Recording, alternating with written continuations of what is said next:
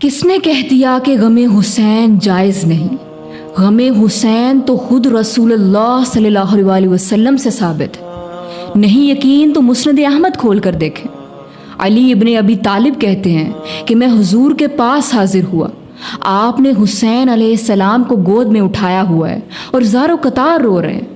میں نے کہا یا رسول اللہ، میرے ماں باپ آپ پر قربان، یا آپ کی حالت کس نے کی؟ کس نے آپ کو غمگین کیا؟ تو رسول اللہ صلی اللہ علیہ وسلم نے فرمایا کہ ابھی ابھی جبرائیل علیہ السلام میرے پاس آئے تھے، انہوں نے مجھے بتایا کہ آپ کی امت حسین کو قتل کر دے گی فرات کے کنارے، اور میری خواہش پر جبرائیل نے مجھے کربلا کی سرخ مٹی بھی دکھائی، جس کی وجہ سے میں غمزدہ ہو گیا اور میرے آنسو نکل آئے۔ تو رسول اللہ نے تو خود کربلا ہونے سے پہلے غم حسین کیا ہے۔ ہاں، سوگ حسین اور غم حسین میں بڑا فرق ہے۔